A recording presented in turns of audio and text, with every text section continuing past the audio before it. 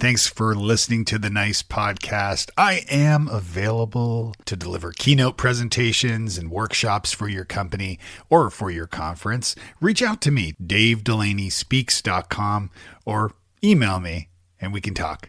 Now on with the show. As a person with a very deep voice, I'm hired all the time for advertising campaigns. But a deep voice doesn't sell B2B, and advertising on the wrong platform doesn't sell B2B either. That's why if you're a B2B marketer, you should use LinkedIn ads. LinkedIn has the targeting capabilities to help you reach the world's largest professional audience. That's right, over 70 million decision makers all in one place. All the big wigs, then medium wigs, also small wigs who are on the path to becoming big wigs. Okay, that's enough about wigs. LinkedIn ads allows you to focus on getting your B2B message to the right people. So, does that mean you should use ads on LinkedIn instead of hiring me, the man with the deepest voice in the world?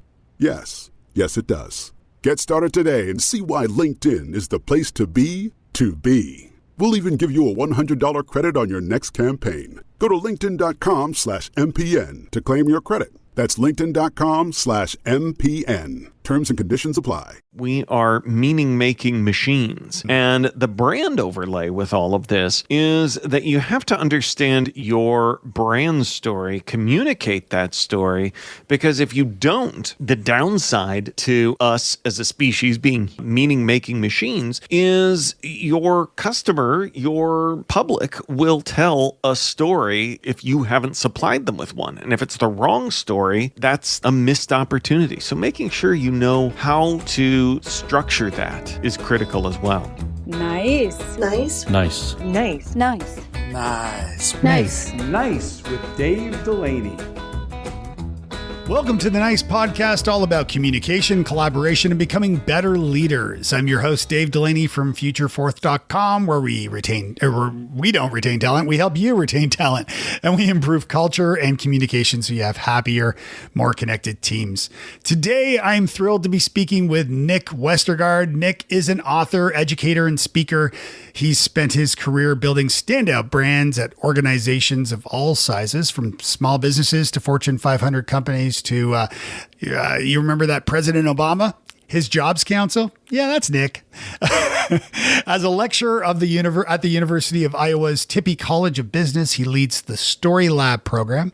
He's the author of the books Brand Now and Get Scrappy, a contributor to the Harvard Business Review, host of the popular On Brand podcast, Moth Storyslam champion, something I definitely want to talk about, and a TEDx speaker coach. And he's an in-demand keynote speaker at conferences throughout the world, and his work helps those struggling to stand out in our crowded, distracted world.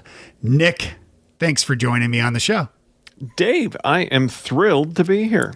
So I always like to start these things with the same question, which is, what is the nicest thing someone has done for you recently? The nicest thing someone has done for me, I feel like this isn't that recent, but it's a big thing, so it stands out. And sometimes we can end up not giving up things that we need to be able to focus. And what you mentioned in my bio, I have launched a new program at the Tippie College of Business called StoryLab. And the leaders of the college were very interested in growing this in the year ahead, and they were very adamant about taking things off of my plate. And I'm one of those people that I like to do things. I like to stay busy, but the downside of that is that you can end up taking on too much and with a plate that was too full.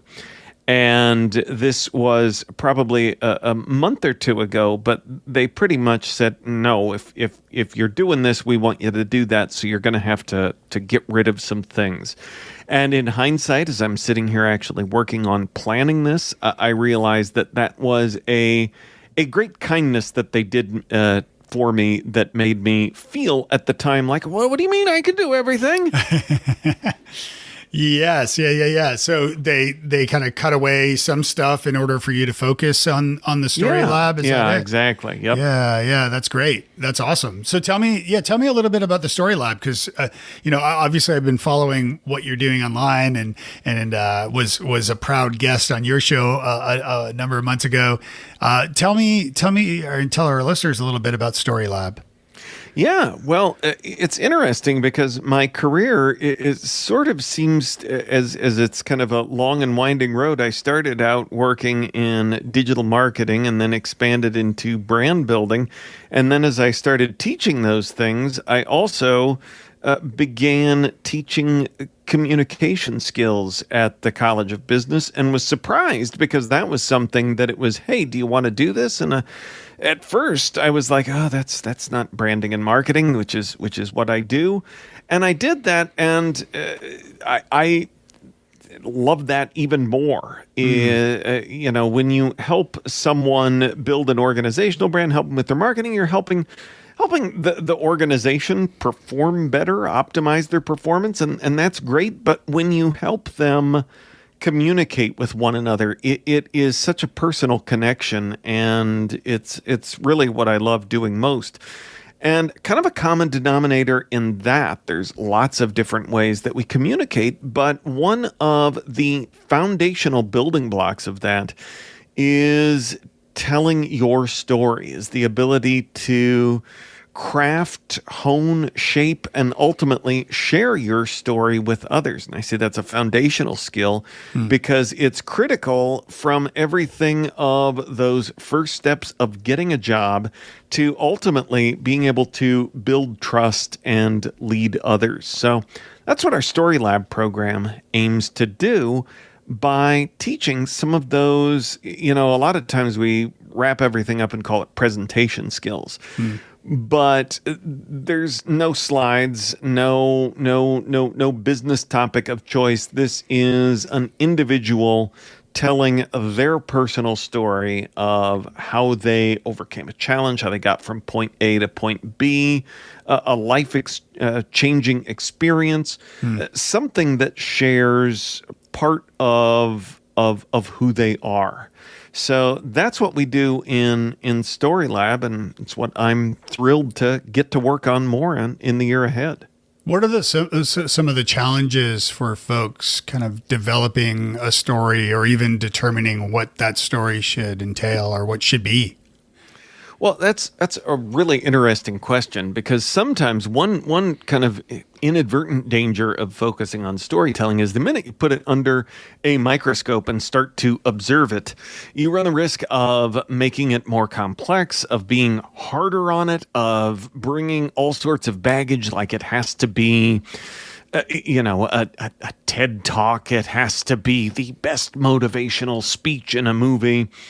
And it was really your own story. And the great thing about your story is that however you decide to tell it is ultimately how it needs to be told. So you don't have to use any of those other benchmarks to it. So I think, one, accepting that, but then also, a lot of the other communication challenges that we have of remembering that less is more, that, it's those sharp edges of awkward times and awkward moments that we're so used to editing out when we edit our lives, kind of like we curate the Instagram version of life. But the interesting part is what's in between all of that, and being able to share that and connect with others.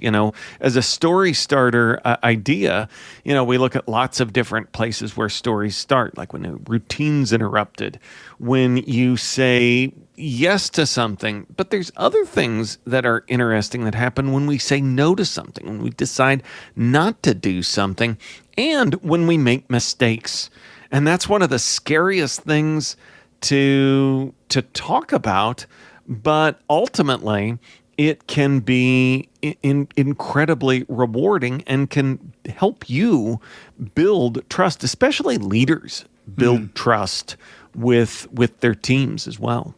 Yeah, it's definitely a big, just that vulnerability is such an important thing. I mean, I think of like Brene. Obviously, I'm a big fan of Brene Brown's work, and she definitely has inspired so many to kind of let their hair down a little bit, right? And to bring all of themselves to work. I heard her on Adam Grant's podcast recently, and it was one of those where you're walking around the house doing chores and listening to a podcast, because that's the kind of nerd that people like you and I are. And then you hear something smart and you're like, oh gosh, I've got to do something. So then you do the ultimate old manning and you like text it to yourself. Mm-hmm. But that happened when I was listening to her, because she said, to your point about vulnerability, she said, who you are is how you lead. And I think that you have to understand who you are to be able to really grow as a leader as well. And you have to accept who you are as well. There's a lot of internal work that needs to be done. Yeah, it's very interesting that you mentioned that, because I've just developed a new keynote presentation that is much more, it's a little different than my usual stuff, and it's more around motivational work, but it's specifically about knowing yourself, accepting yourself, and then finding your people. It's kind of those three kind of core concepts within it, and it's specifically about. It's really for anyone, but it's about my own experiences and being a late diagnosed person with ADHD. This is something very new to me, and something that happened pretty recently. So it's an interesting thing. Tell me a little bit about like finding those, or not just the story, but maybe some ways that you help your students learn to accept themselves and to find those stories. Yeah, well, I mentioned some of the story starter ideas. There's another great concept that I really love, and it comes from the book Storyworthy by Matthew Dix. And he talks about this idea of when you're a storyteller, you have homework for life. And I love that, because we these stories happen all of the time. So you have to have some sort of system in place to be able to capture these, whether that's a notebook, whether that's a Google Doc, an Evernote, something online to be able to capture some of these interesting moments. You might not know exactly what to do with it, but as you see some of these things, and you might even connect a couple of ideas together, there's a few other ways to generate stories. And one, if you're thinking on a theme, you can think of it in terms of, if you make some different columns, you can do first, last, best, worst. So say you're talking about a car. You could take your first car, your last car, your best car, and your worst car, and maybe a couple of those are some of the same cars in there as well. But just things like that help to get your ideas going and thinking about what you have kind of in the pantry that is your imagination. Yeah, and I love that. And I also love the idea around jotting down, using an app or what have you to jot down those story ideas as they come. I think, I've been dabbling with stand-up comedy as we've talked about offline, and certainly that's a core thing for stand-up comics. They're constantly in their notes app jotting down every idea under the sun as they come. And traditionally, it was the notepad or Seinfeld's, yellow legal pads and things like that, where people jot down ideas. I love that. I use Evernote and things online, but I also my desk area is a sea of sticky notes. So I'm a big fan of sticky note based ideation, organization, and curation as well. Yeah, there's a lot of. I remember Pam Slim who's been a guest on this podcast, did a video many years ago on YouTube on how to write a book. And it was like this simple idea, but it was such a cool idea of like writing out like a grid on a whiteboard, and then just going through ideas on paper, and then transcribing those ideas to Post-it notes, and then sticking the Post-it notes in the quadrant of those 4 quadrants on the whiteboard of what will be on each section of the book. So you're basically like cutting the book into 4, let's say it's 12 chapters or so, right? And then you're putting those sticky notes, those topics into each section. And that kind of gives you an overview of what, and then she writes down like a timeline by months, like number of months to get each section done. Is that some of the process for you personally of writing your books? Actually, book-wise, I feel like I've been a little different on the book front. In general, sticky notes are good outlining. A weird thing about my first 2 books, at least, is that they've come very much from my speaking work and talking with clients and workshops, and a lot of that I feel like I have spoken first. And I think this idea comes from another mutual friend of ours, Jay Baer, who talked about recording keynotes and then transcribing and using that as kind of a kickoff. And I never did that, but I have kind of done basically a keynote for my iPhone and kind of dictated some of my things that I go back in and edit that as well, because I feel like when it comes to thinking, sometimes I'm better once it all gets out of my head, at least once first. And then it's interesting, because then I feel like that might be a point at which I might rearrange some of the ideas at a macro level using sticky notes. Yeah, and I love Jay's approach to that. That's great. I remember Chris Penn gave me an idea years ago of something similar, where you're writing the keynote, like you write it as a story, basically, as a book or a short book, perhaps. And then transcribing that. And I find part of what helps with that process as a speaker too, is it helps you retain that information for the presentation itself. So because you've written it all out, it's really giving you time to think about it. Well, here's, I just, this week, we're recording this here in early or mid-June here, and I had, this is like Nick and Dave talking about all the people they know, but Joe Polizzi on this week, and he was talking about, I forget which one of his books, but he talked about the blog-to-book approach, and this is going to make us sound old, but I'd forgotten about that approach, and that is not what I'd used. But now, I feel like I had the first 2 books that I wrote, I had them in my mind, and I feel like it was not that hard to get them out. As I think about all these other things that we've been talking about, and all the other different directions that I've been working, as I think about something, I've kind of at this, I hate to label it because that would make it real, of a stuck stage of what to do, because I would like to write something else, but book writing is a lot of work. It's hard work, and I felt intrinsically like I knew how to do those first 2, and I'm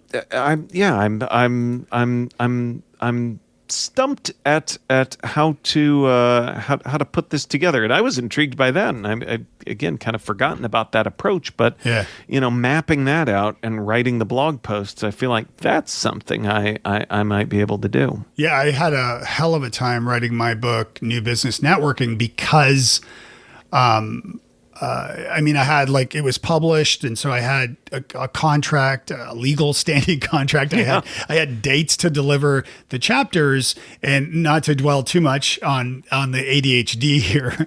I don't want to bore you with all of that, but I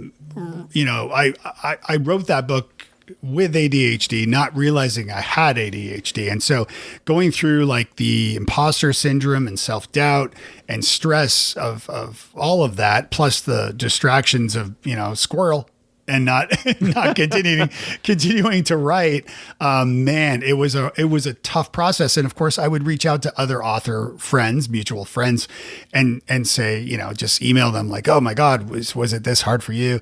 And everybody would say like, yes, of course it's difficult. You're going to go through, imposter syndrome and all the things. But to tack on the ADHD, it was like, oh my God, it's kind of a miracle. I actually even wrote the book.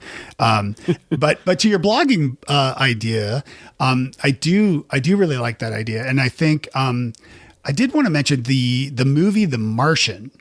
Obviously fiction. Yeah. That movie came from a book, and the book was written in blog posts. And the author, I forget his name off the top of my head. Andy Weir, thank you. I remember hearing interviews with him about how he wrote the blog posts like he would say today, like as if like a diary, I guess. And he would write like, today I'm adding, soil to grow the potatoes and blah, blah, blah. And he would have comments from actual scientists and astronomers and folks from NASA would like leave him comments saying, no, you couldn't do it that way. You'd have to do it this way. So he's getting his research then from it too. Yeah. So he's like building a community and getting the research and building a fan base. And ultimately, I mean, we all know how that worked out, a rather great film. So yeah. Amazing. No, I'd forgotten about that too. A great example of that. So yeah, it's kind of just there's all sorts of different tools, and sometimes we all suffer from physician heal thyself. And yes, yeah. I'll figure something out at some point, but I don't appear to be in a rush to do so. Right. Yeah, actually, I remember talking to a couple friends who gave me the idea of it. It was a little painful to do this, but it was I haven't written a new book quite yet, but where you take all of your blog posts. Maybe you could start, if you're a nerd like us, you could use Google Analytics and see which ones are the most popular. But regardless, you could create a Google sheet or a spreadsheet and put all the titles of your blog posts. It could be hundreds. It was for me, in a sheet, and then add the category or the topic of each one just quickly. And then from doing this, and this is when it got crazy. I took note cards, small note cards, and I wrote the titles of each blog post with the initial of the category. And then I organized them on a really long table, think of a bar kind of table, and put them all out so I could then categorize them into piles to figure out where my main topics are, and to try to get a sense of what I write about most, and because a lot of times, to the blog posts ideas here, your next book is often already written if you blog with any, or, if you produce a newsletter or what have you. So, so I have these huge stacks of these cards that I went through this exercise on, and I've started and stopped here and there on kind of figuring that part out, but I think it's a good way to go. Yeah. And you did the Moth Storyslam. Well, you're a champion now, which is sweet. Tell folks about Moth if they're not familiar. Sure. You recommended their book to me when I was doing a workshop on storytelling, which was a huge asset. So tell us a little bit about Moth and what you did with StorySlam. You may know you're listening to this show along the Marketing Podcast Network, but did you know there are other great shows on MPN to help your business? Seth Goldstein hosts a great podcast called Entrepreneur's Enigma. Seth, tell us what these fine folks will get when they listen. They will get me introducing them to some great entrepreneurs who have either found their way through the journey of entrepreneurship or who are entering entrepreneurship and can share their experiences. Amazing. Where can people subscribe? They can subscribe over at entrepreneursenigma.com. They can go over to marketingpodcasts.net, or they can just go to their directory of choice. I'm in there, and if I'm not, email me. Awesome. You heard him, folks. Go subscribe. Sure thing. Well, I feel like there's sort of the buzzword aspect of story and storytelling, especially in business. It's kind of everywhere. So you have to, kind of sift through all the materials and figure out, what's the strongest. And yeah, the Moth's book, How to Tell a Story, is great. And I really connected with their approach, love their, most of us public radio listeners are connected with the Moth approach from the Moth Radio Hour and the podcast of the same name.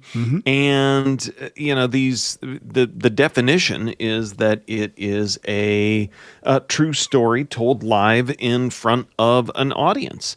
And they have these story slams in cities across the nation. And in starting this StoryLab program, which I was talking about earlier, I thought, okay, well, I should, they're the kind of leaders. It's a global nonprofit dedicated to the art of storytelling. And I thought that this was an important input to gather, to be very academic about it. And so I decided I'm going to find one of these that's close by. I'm in Iowa, so I found the one in Chicago. And as I was looking at it, each of these, it's basically, Dave, like from the comedy analog, it's essentially an open mic event. You put your name in the hat. You're supposed to come with a story on the theme for the evening. So I thought I'm going to go and I'm going to at least try to put my name in the hat, because that would be the ultimate way of learning. And if it doesn't get drawn, at the very least, I'll be able to observe from it otherwise. And my name was called, and I told a story. The theme was costumes. It was in October. And I told one about my undying love of Star Trek, which has ultimately manifested itself in me owning several Starfleet uniforms that, again, my wife will refer to as costumes, but I call them uniforms, and how they're really symbols of connection and belonging for me. And how those events work is that they have sets of judges in the audience that rate you, kind of like when you watch the Olympics and the judges hold the cards up, which is kind of intimidating also. And then you get these 3 sets of scores, and then they have a winner at the end of the evening. And I was fortunate enough to be one. Now, at some point, I will get called back for a Grand Slam to participate in. So there's always that next mountain to climb. And is the Grand Slam, do you have to tell the same story or something different? A new story on a new theme. So, okay. Yeah. Interesting. Yeah, I got roped into telling a story at a storytelling night in 07, 08. I went to, I was at South by Southwest Interactive in Austin, and a group of, blogging friends and I all attended this storytelling night. And I was kind of pushed to sign up. And so I did. But I had no idea ahead of time of topics or anything. And I don't even remember if there were topics specifically. I don't think so. But I got up on stage. Baratunde Thurston, if you know Baratunde, he was hosting that night, and so I got up on stage and I shared this story that I've told over cocktails many times, but never like formally. And it was called "I Was Chased by the LAPD," and sadly, not enough time right now to share that story. But the end of the story, in a moment, and I think it's my improv background of studying and performing improv, that I was able to do this callback. And it was really like, I'd never said it before this way, but I did a callback at the very end that went right back to the beginning of something I mentioned during the story. And it killed. The audience went nuts when I ended it on that note. But there was no scoring. So I don't know if I was a champion or not. I wish. Well, yeah, the scoring is kind of its own thing, and I was very thankful. Now, the downside of that, glass is half empty, you win one of these things your first time, then the next one you go to and you don't win it, and you're like, oh, come on. Right. That said, I guess, so it would, It's fun either way. I don't know that I love the scoring aspect of it. That's not what I've what I've baked into StoryLab here at the university. But I get the appeal. It makes it fun for the audience. Plus the audience judges. That's fun. A fun way to include them as well. Yeah, that's true. That's true. Yeah, I did a story. I've done one other storytelling night here in Nashville with a group called 10X, or not to be confused with TEDx. Oh, right. And 10X is out of Belfast, Ireland, but they have a chapter in Nashville. So I did a story about travel that went over really well, and then that's on my YouTube channel. But I'm doing another one actually very soon, which is a different version of this new presentation about ADHD. And so I'm excited and, of course, petrified. As you do. You also do TEDx speaker coach or speaker coaching. Tell me a little bit about that, because this is something. And I feel like this presentation specifically that I mentioned is going to be my TEDx talk or even TED talk. Like I'm really excited about it. And it's taken me, I've been a speaker for like well over a decade now, or longer, of course. And I've never done a TED or TEDx talk because I always felt like it has to be the thing. Like my intention is to do it once and to nail it, and not to do multiple TEDx's necessarily. And so in a way that's sort of, in a sense, I've sort of procrastinated on doing it, but this ADHD revelation and sort of where my head is at now with this has kind of landed me here. So let's talk a little bit about the TEDx system and how that works, and what advice you recommend for TEDx speakers as I scribble down everything you tell me. It can. I definitely get the concern around that, because it can certainly kind of be its own thing there. I feel like my default answer whenever you ask me a question is what I realize now might be ultimately kind of a punt, because I'm always quick to recommend someone else's book instead of anything I might say. But I'm a big fan of Talk Like Ted by Carmine Gallo. Yes. Yeah.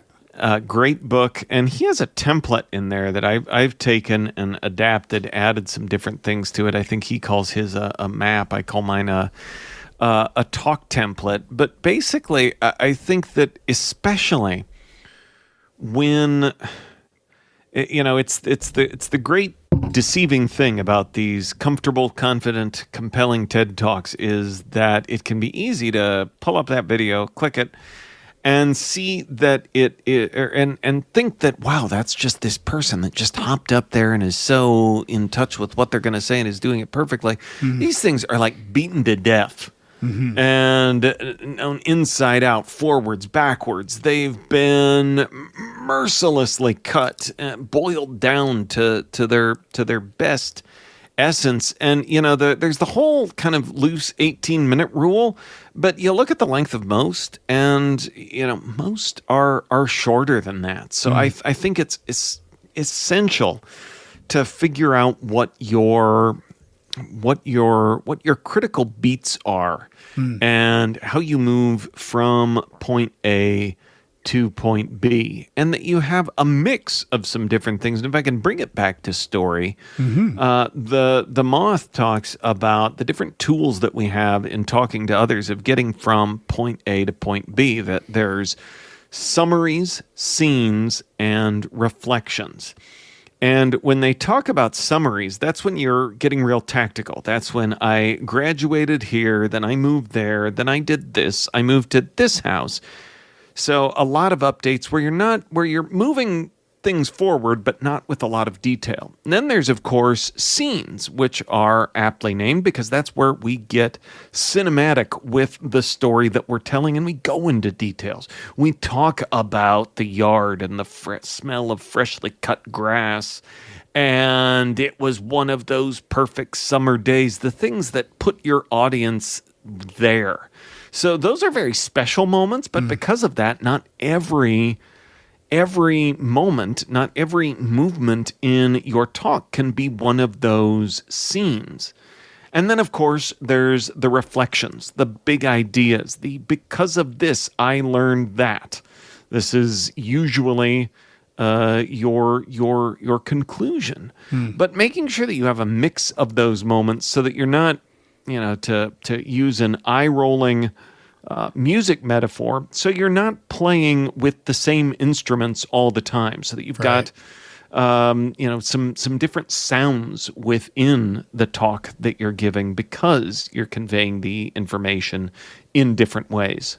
Do you have any hacks? And that's very helpful, by the way. Do you have any hacks for with a TEDx talk or a TED talk for that matter, you are kind of confined to the red bath mat that is circular kind of bullet on the stage where you're not supposed to typically, that my understanding is to get out of that circle, which makes staging a little trickier. Have you come across any tricks of the trade there to?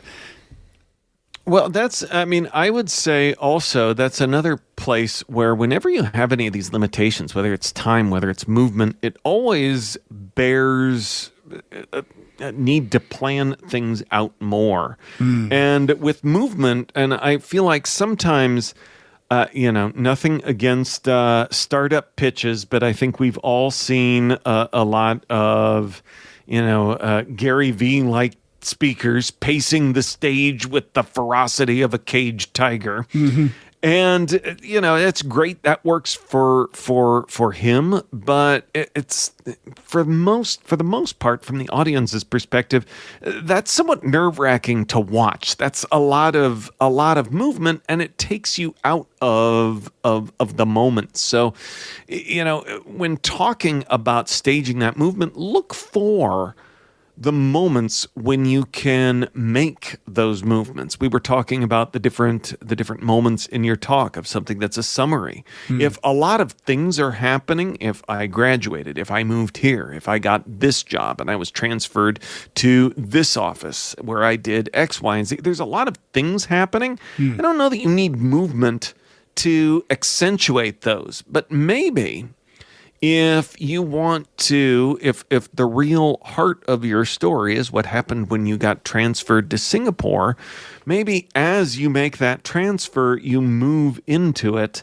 and give that a different section of the stage, or in this case, the red dot TED circle. Yeah, that's handy. That's great. Yeah, I wonder if I've never seen some, how like often speakers who might not be as prepared or maybe quite nervous do a lot of pacing, and I wonder if any nervous TED speaker has ever kind of walked the circle. Like a quiet contemplation, just gradually getting dizzier and dizzier. Well, and usually the other thing too is probably, I would guess not, because that's the other thing that the rest of the world doesn't see is all of the work that goes into those TED Talks as well. They are really run through the ringer in terms of coaching, rehearsals, lots of things as well, which is an important part of workshopping anything, giving feedback. That's actually one thing that I'm excited about when I do get called up for the Moth Grand Slam, is that at that point, at that level, you get to work with one of their coaches as well. Nice. And I think as someone that teaches this, I'm almost just as excited about that process as any sort of performative aspect. Yeah, no, that's very cool. So in your book, Brand Now, How to Stand Out in a Crowded, Distracted World, obviously a lot of what we've talked about today certainly applies to that. Are there other ways to stand out in a distracted world? I mean, we are certainly extremely distracted these days with digital, social, and all that jazz. What are your thoughts with that?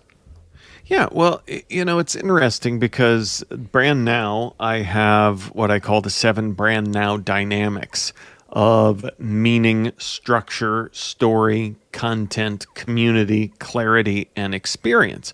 But it's funny because if there's, it was sort of a common denominator in my work before I knew it was a common denominator, and that is the idea of story. We are meaning-making machines.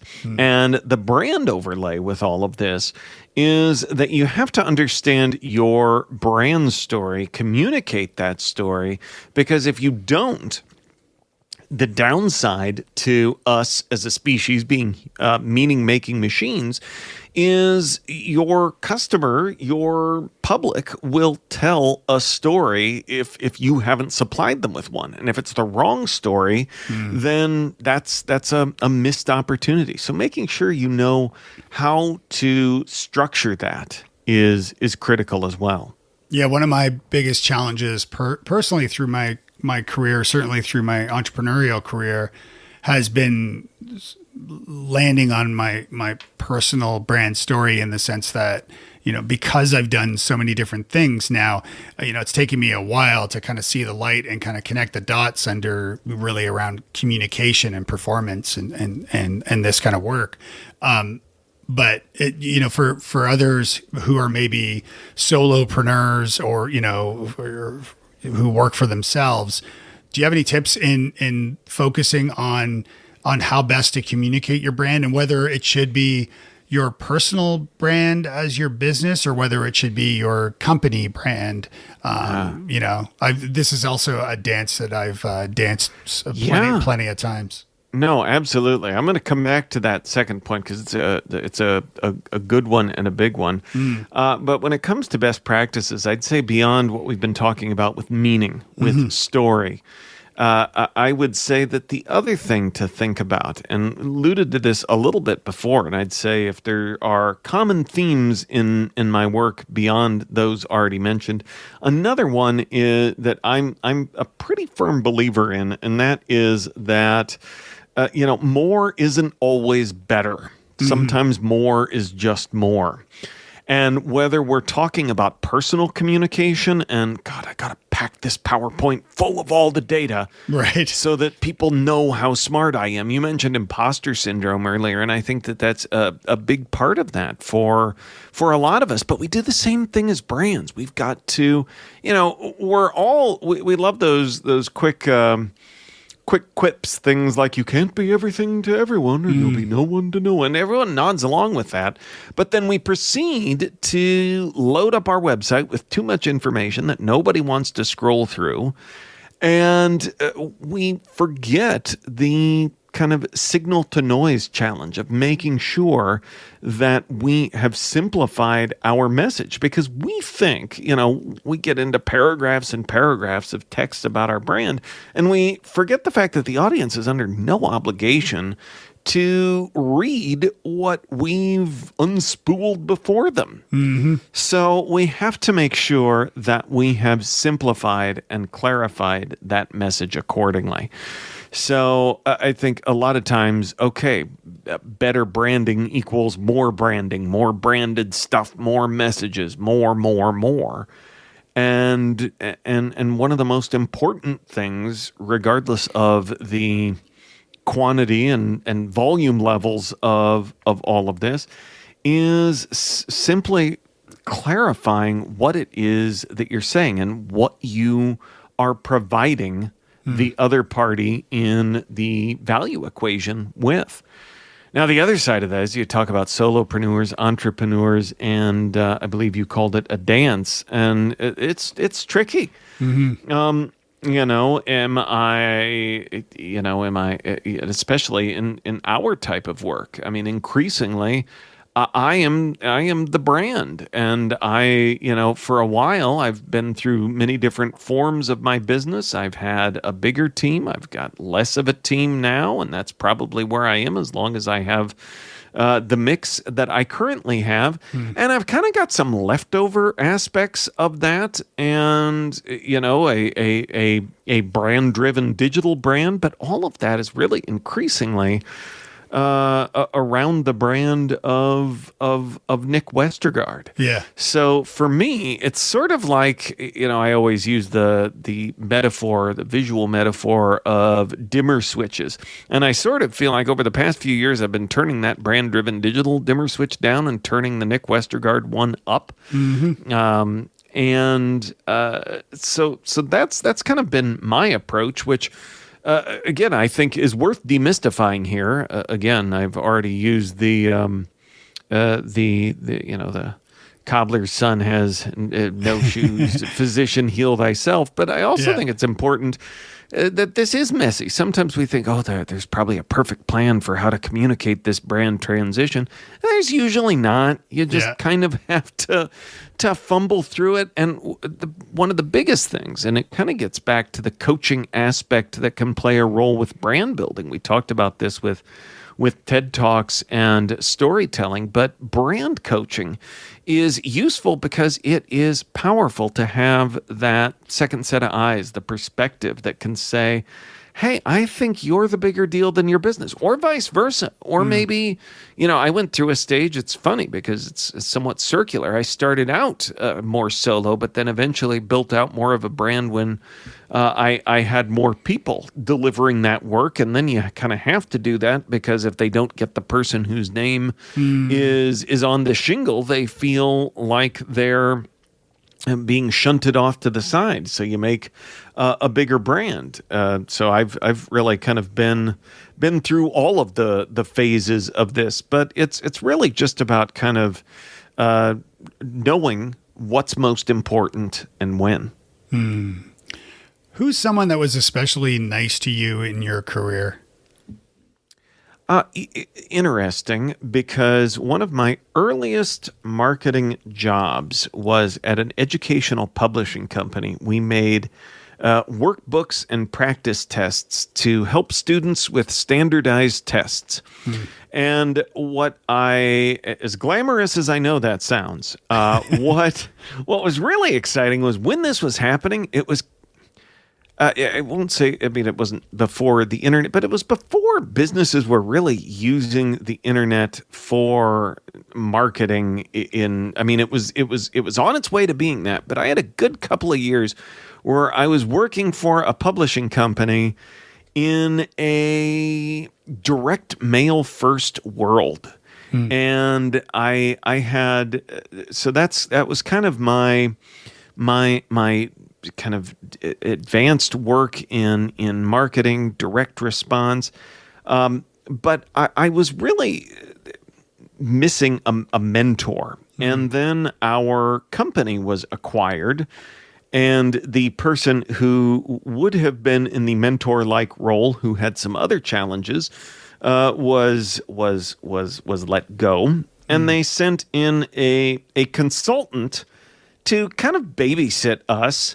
And he was someone that was either retired or on his way to being retired, had been a publishing exec, a marketing-focused publishing exec, and he was so kind to me, was explaining why we would do things and what was important, but also just little things like taking us out to lunch, recommending books, both business books, but also, I'm a big fan of history books too. That's neat. That's really cool.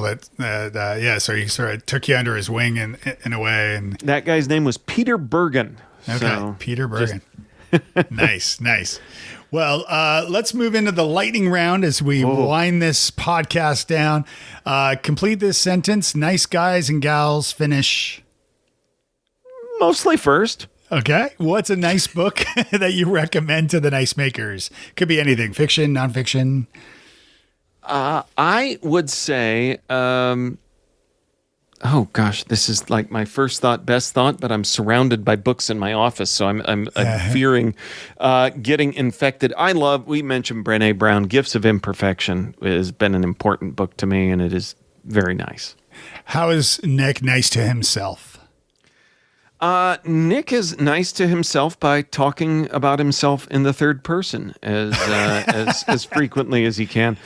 No, it is remembering, and a lot of us got close to burning out in the pandemic, and what was important to me was remembering to schedule relaxing time. And when you were stuck at home, not going anywhere, everything kind of looked the same. So I got to a point where I was adding, hey, go watch some Star Trek episodes on Paramount Plus. Go do a puzzle with the kids. So remembering the importance of, as cold as scheduling fun sounds, it's ultimately a win-win. Yeah.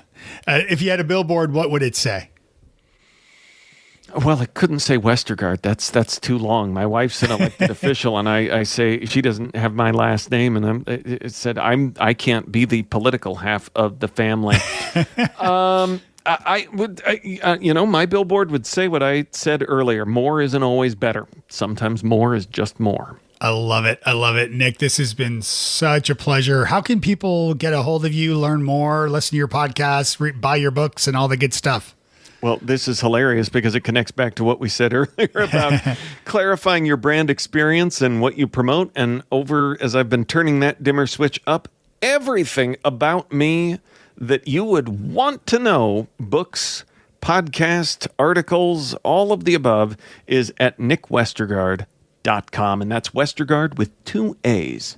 Excellent. I'm going to leave a link to that and everything we talked about here in the show notes so folks can click away and learn more about you and say hello. This has been a pleasure, Nick. Thanks so much for sharing your time and your insights. Dave, it was nice. Hey, thanks so much for listening to the show today. Would you do me a favor? Leave a review. The reviews help others discover the show, and they mean a lot to me, so I would appreciate that. Did you know I am often hired as a keynote speaker for company retreats or for conferences? To find out more about that, you can visit davedelaneyspeaks.com. Music by Alistair Crystal at alistaircrystal.ca. We'll see you next time, and be nice.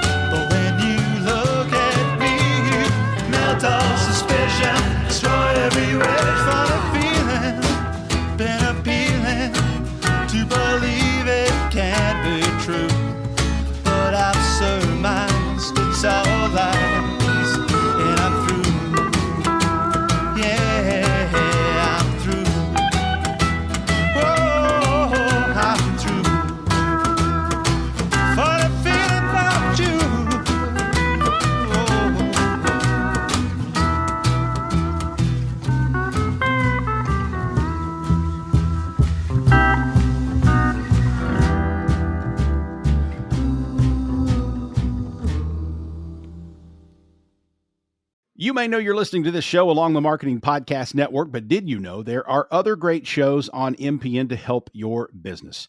Danielle Wiley hosts a great podcast called The Art of Sway. Danielle, tell us what you talk about on the show. The Art of Sway brings listeners inside the world of marketing as seen through the lens of influence. So each week I chat with an expert guest for a lively discussion about connecting ideas with audiences in an attempt to uncover all the ways influence impacts how and what we discover, purchase, and recommend to each other. Wow. And where can people subscribe? Go to theartofswaypodcast.com, find the show at marketingpodcasts.net, or search for The Art of Sway wherever you get your podcasts. You heard her. Go subscribe.